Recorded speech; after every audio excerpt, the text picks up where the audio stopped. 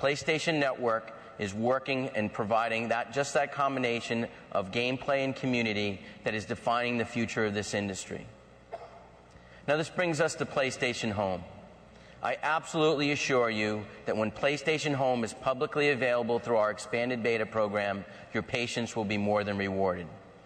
PlayStation Home is the binding factor for the PlayStation Network, bringing games, film, video, music, and branded content together to provide the ultimate social experience for gamers.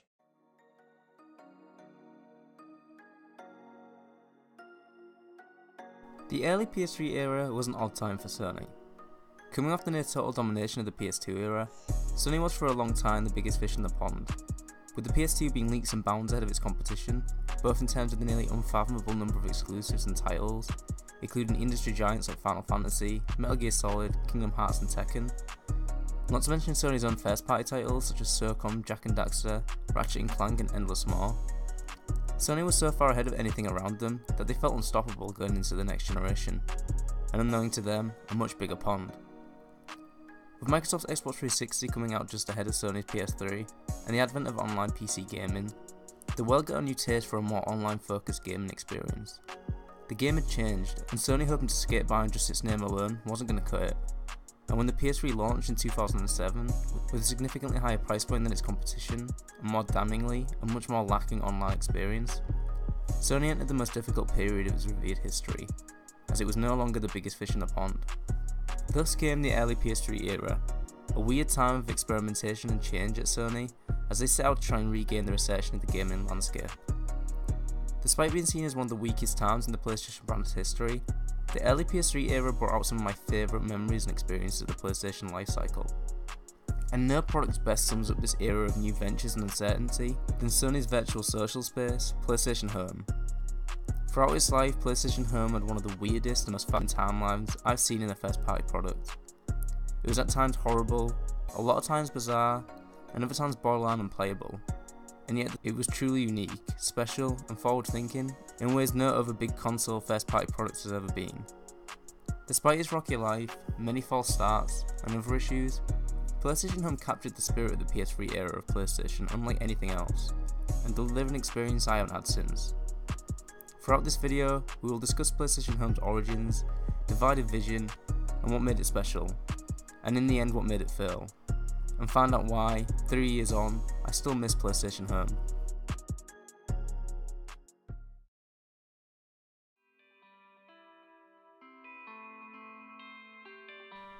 Like most experimental and unique products, PlayStation Home got its start in the most bizarre of places, being an online lobby mode for the PS2 game, The Getaway Black Monday. While unfortunately there isn't too much information on this stage of development, what I could find actually makes it sound like Sony were onto GTA 5's ideas long before Rockstar did them. The team originally planned to have online lobbies in the form of pubs around the game's London map, where players could meet up and plan online heists, creating an instance for the party. It seems the key similarities between this original mode and Home was the character customization and social space aspects. Unfortunately for the Getaway franchise, and Sony's bank accounts, this mode never came to fruition, and the game released without it to a fairly questionable reception. From this initial concept, it seems the idea of an online social space was born in the hearts of Sony's Europe division, and more importantly in Phil Harrison.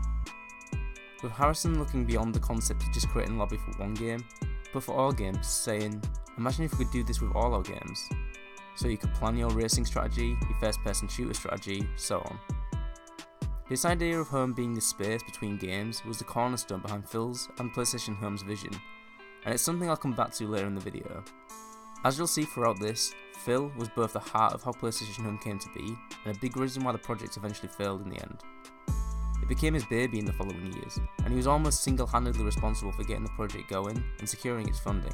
The project was also an almost entirely Western venture, as the predominant management of Sony in Japan didn't really get the project, with a former Sony employee telling Kotaku, "I don't think Japan really got it. Not for a long time. Their idea of online is very different from the Western version of online. In Japan, it's all about playing with friends and playing in the same room. I think they were like, why would you want to meet people you don't know online?" This was all still when the game was being developed around the PS2 and was internally known as Hub, and it's impressive to see just how ahead of the time Sony was. The idea was essentially a social media for gamers, before social media was even fully established. Though due to the relatively smaller online adoption of the PS2, and the advent of the next generation looming, the game needed to make the switch to PS3. And in its change of platform, saw a change of scope that would ultimately sow the seeds of some of Home's biggest issues. While in its release date, Home had a second lifestyle of half realistic, half cartoonish. In its original hub build, the service had a more simple anime style, similar to the Wii's Mii's and the Xbox's avatars, with a more cartoonish aesthetic, being described as comic book realism. But this look was ultimately rejected, as it didn't sell the PS3, and the entire character creation system had to be changed to the more realistic avatars that ended up in the final game. This change would ultimately cripple Home, as the team laboured to create an entirely new character creation system with more realistic and detailed models. The problem then became that they were too realistic for the more stylized world that the team had created, and they had to go back to the drawing board again, creating similarly detailed and realistic worlds. With the new character models and worlds though, this would push the engine to its limits. Where the team had originally wanted the service to hold somewhere between 150 and 250 players, this number had to be drastically cut to the 50 of the final game. This change in graphic style would also lead to the issues I'm sure anyone who's played the service is aware of, its performance. From the first day it launched to the final minutes it was online, PlayStation Home was plagued by some of the worst performance I've ever witnessed in a product. Endless load times that could run for over 10 minutes, terrible lag and pop-in, constant disconnects, slow downloads every time a new event or area was available, and probably Home's most famous feature, the ghost-like silhouettes of players yet to load in. We'll get into the tech issues again later when we talk about the game itself, but it's interesting that one of Home's biggest problems started here in its change to try and achieve a more realistic style that just wasn't possible with the technology at the time. Even though these issues were affecting the game behind the scenes, hype and anticipation was being placed behind Home, with Sony even going as far as to theme their entire E3 show around it in 2007, with the entire presentation cutting back and forth between the online presence and this. Though the results were, well... Hey, Kaz, what the heck are you doing here? Are you playing Ridge Racer? It really showed just how much PlayStation was now behind the product, putting it at the centre of their vision for the PlayStation 3 and its online service. Again, at the heart of this presentation was Phil Harrison, and his true goal for the service was something he dubbed Game 3.0.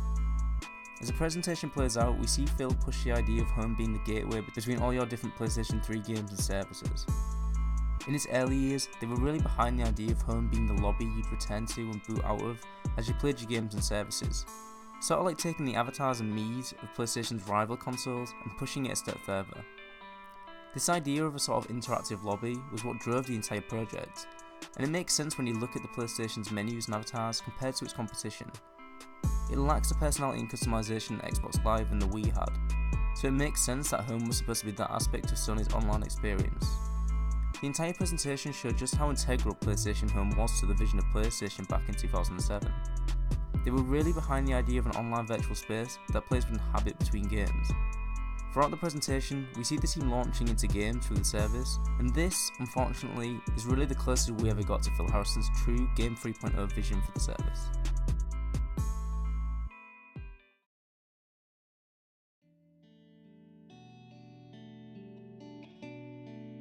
After its showing at E3 and missing its first deadline in the autumn of 2007, PlayStation Home's visionary and only champion, Phil Harrison, left Sony in early 2008.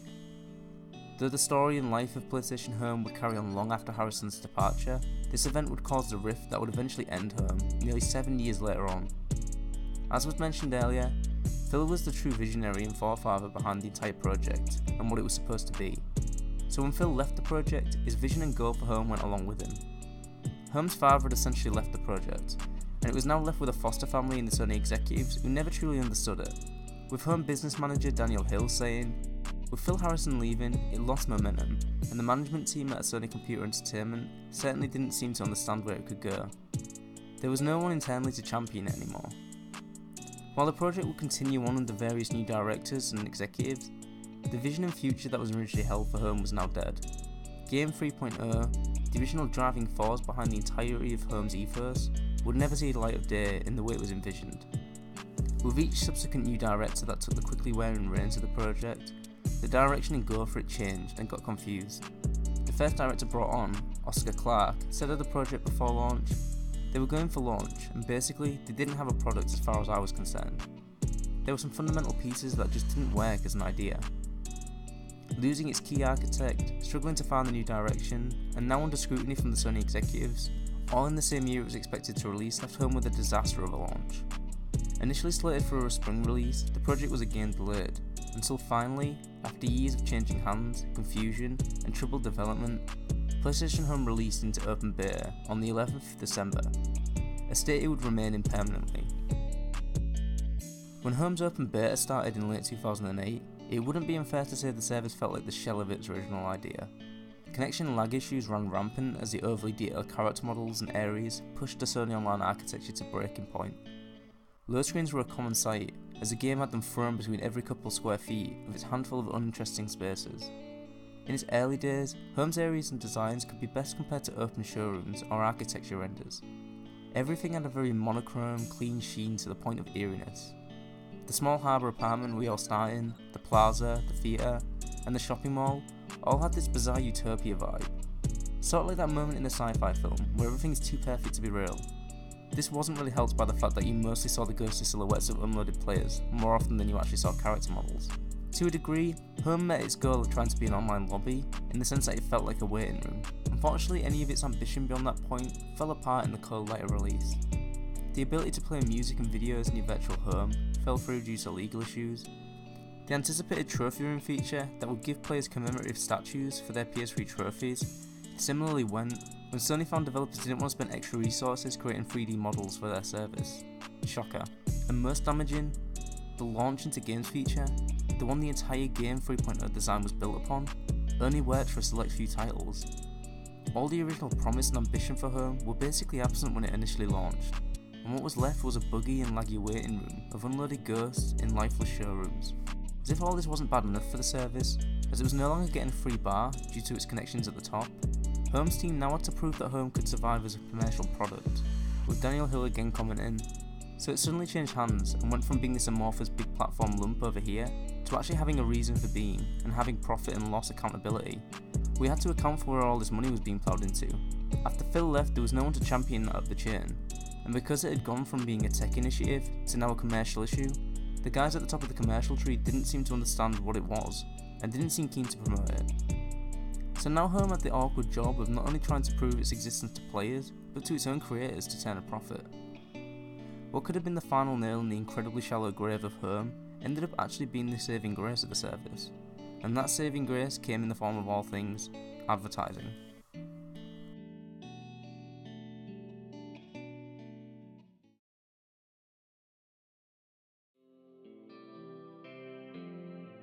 While trying to find ways to turn a profit from the now high-figure budget of the platform, Home's architects came up with the idea of virtual marketing, creating virtual billboards, spaces, and clothes to be worn by its users. The idea was pretty brilliant. Here you had this social media style platform with pretty much a fully targeted audience of gamers. Coupled this with the fact that Home basically felt like an empty showroom anyway, it made sense to fill it with products.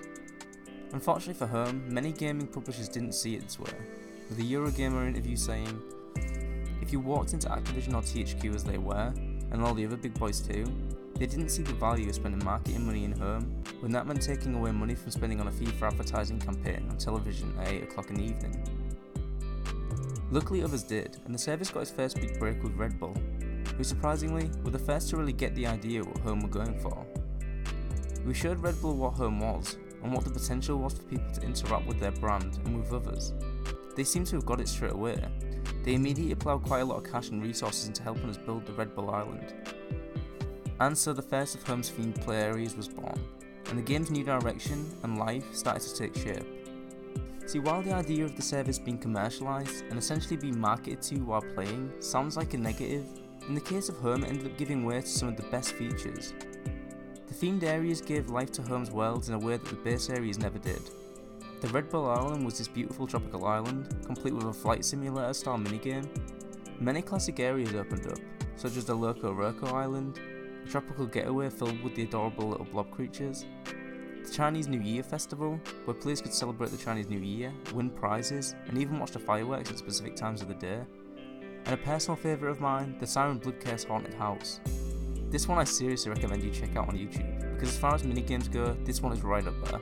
The The themed areas finally gave Home the personality it was sorely lacking when it launched. They featured minigames and unlockables, so you ended up building up this collection of goofy knickknacks and tacky t-shirts all around your harbour apartment. It was the best kind of marketing, like one of those Coca-Cola events or special midnight launches. Sure, you know you've been sold a lot of slop, but right now you have a free Coke. It was here that the bizarre life of Home really started. Mark's original dream was to have it as the place you go to before playing the games. It ended up being the place you go to chill out after games. The areas and places you visit ran from the expected to the downright weird. From Uncharted and Little Big Planet areas to a Konami and David Guetta clubhouse. Home was eccentric to say the least, and yet it had moments of brilliance in its weird nature. In 2009, Home launched 11, the first console-based ARG that lasted for 12 weeks and had players searching for clues both in Home and in the real world. That same year they also launched Sodium, an MMO featured in Home that had tank and ship combat. In 2010, Sony did probably the best use of in-game events and created a virtual recreation of their E3 booth, and even streamed the E3 showcase live in the service. It was events like these, as well as Christmas and other holidays, that gave Home this brilliant sense of community that was unique to the service. There weren't really any consequences to playing or doing anything in Home, and it really found its niche in just being a relaxing experience that you came to whenever you really didn't feel like playing a game. It eventually adopted a community of brilliant weirdness, from seeing glitched players in an out-of-bounds area dancing an accomplishment. There was a creepy period where everyone in the European server was walking around as Dizzy Rascal, after the actual Dizzy Rascal performed live in the service. And then there was the brilliant art of Quincean, a reaction to the rampant pestering of female avatars in the game. Players would create two avatars, one a beautiful, by Home's dead-eyed robot standards, female avatar, and one of the most grotesque abominations a man can conjure up. These players would then hit the plaza, luring prospective creepers to them like deadly sirens. Then when they had officially enticed them with the prospect of virtual ass, they would switch to the abomination to the shock of the would-be creep. The first time I saw this was one of the best moments of virtual disbelief I have ever seen, as the Quincean player revealed themselves, and the typing bubbles above the head of the player just stopped, and the player quickly exited the area. This was a unique and eccentric space that Home inhabited, and while it definitely wasn't for everyone, the ones who loved it created a real community out of Home. I found myself returning to Home over the years. While I was never a devout member of the community, the servers offered a truly unique experience for PlayStation 3 users. It was unlike anything else on the market at the time. Being able to shut off, play some mini-games, and just goof around with other people gave a sense of community that I didn't really get on other consoles. The themed areas got me excited to play the games they were based on. It really got the feeling of gaming culture. As someone who lives in a nowhere sort of town, gaming and launch events don't really come here very often. With Home, I got that feeling. I felt part of the community, and it genuinely got me excited to be a gamer. Though gaming has continued to grow since the 2010s, to the point where gaming culture is pretty much as common as sport, back in the day, Home felt like a place for gamers, where you could find other people with a shared passion for the hobby. It genuinely became a home.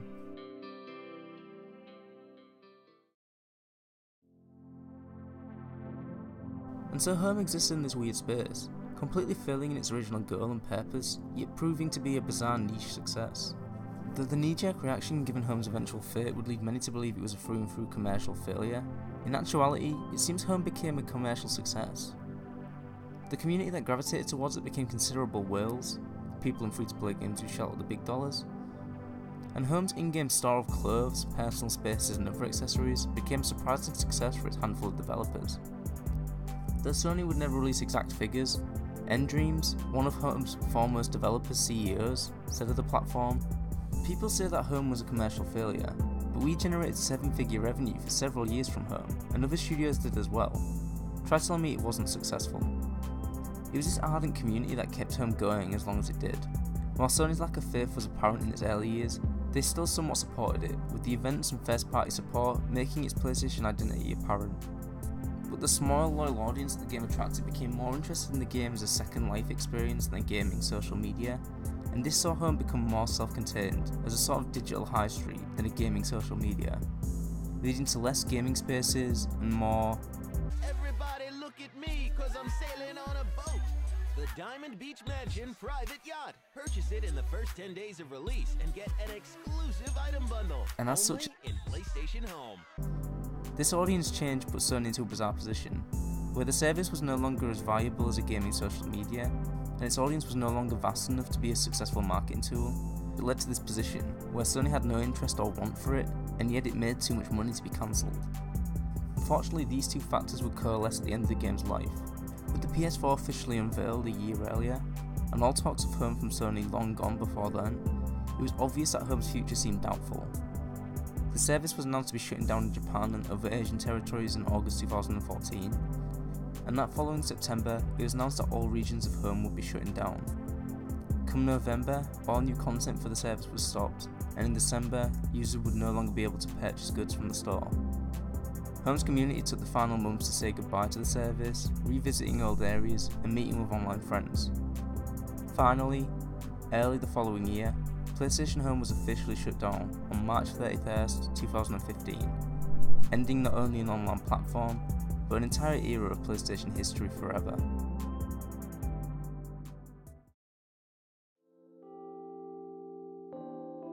While there were a lot of factors that contributed to and hindered Home over the years, in the end, the two key reasons for its eventual failure were some way before it even launched. These two being the loss of Game 3.0 and the over-ambition of the game's final design. While what Home became in the end was something special in and of itself, after it released there was simply no point to it. When Game 3.0 fell apart, so too did any real connection or place for PlayStation Home in the PS3 ecosystem.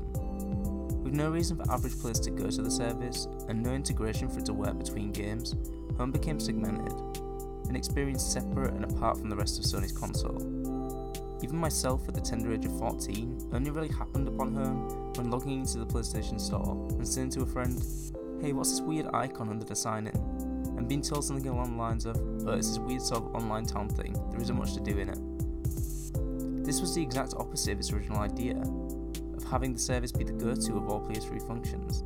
This essentially made Home a secondary experience, something out on its own, in its own little space between the login and store page, as opposed to a part of the console experience it was trying to be. Second was the overextending done to the graphics engine and avatar details that would cripple PlayStation Home forever, making Home this bizarre first-party product that ran like something on Steam Early Access. This would make Home far less appealing, not only to the players, but for Sony to advertise and put stock into. The service that was supposed to be a poster child for Sony's new online experience became misshapen and unsightly, being hidden away from the spotlight. Even as I was looking at footage from the game, I ended up on a video of Sony's 2013 E3 booth, and realised even 5 years on just how badly the service still ran. It just didn't feel like a first-party product, and as such was brushed out of the spotlight and left to itself. These two issues that both began before the game had even released, had made Home into a product doomed to the eventual fate it had. This meant despite the eventual success that Home would find in its dedicated community, as a sort of fun advertising platform, it simply never had a future. Despite the years it had gone on, in the end, it simply had nowhere to go. And when the PS3 was on its last legs by 2015, like the captain, Home went down with the ship. The story of PlayStation Home is a somber and bittersweet one. It marks an era in Sony's life where they fell from grace. It shows, similar to my other Why I Miss video, how ambition, outstretching capacity can cripple a game. And it shows how despite these internal issues, that what lies at the core is something special.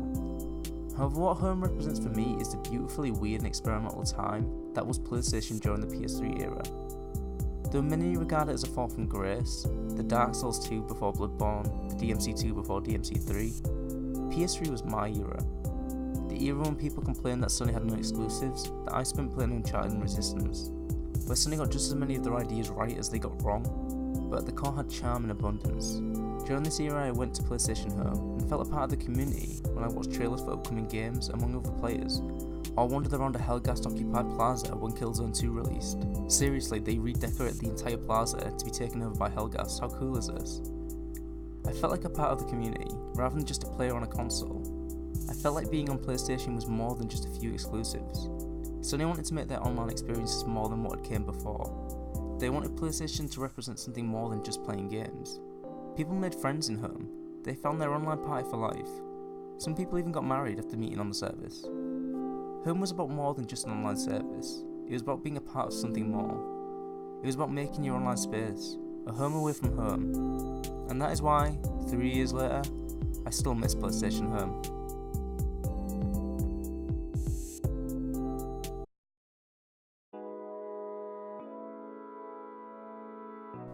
Wow, that was a long ride. If you made it this far into the video, thank you so much for watching. This video has been a long time in the making over the last 2 months, from the weeks of research, 5,000 word script, and 3 weeks of probably the most intense editing I've done so far. I'm just so happy it's finally finished.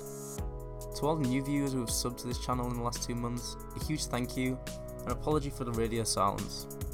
My last few videos have been mammoth projects, and every time I set out to make one, the scope of them just keeps growing, until they become these sort of feature-length biography style pieces that I've been releasing. Trying to create the dust in the home video while juggling work and a social life has been a long but rewarding experience. They definitely are the kind of video I want to make. Bringing a spotlight back on forgotten or shut down games is one of my favourite parts of making content on this channel. I think I'll be taking a break from the long form style videos to sort of recharge and be able to release more content on the channel. Maybe some more 10-minute short topics, like reviews and analysis videos. I have a couple ideas for videos, so hopefully they'll be appearing in your video feed soon. But also I want to hear from you guys. What kind of content would you like me to cover next? Maybe it's a game you want me to cover on my Why I Missed series, or a different style of video entirely, covering gaming news or reviews or whatever. I don't know, but I definitely want to make an effort to create more content on this channel. Unknowing me, I'll end up down another forgotten gaming rabbit hole and be gone for another 3 months. But until then, thank you so much for watching. If you enjoyed, please consider subscribing, liking, sharing and all letting it net love, and I'll see you next time.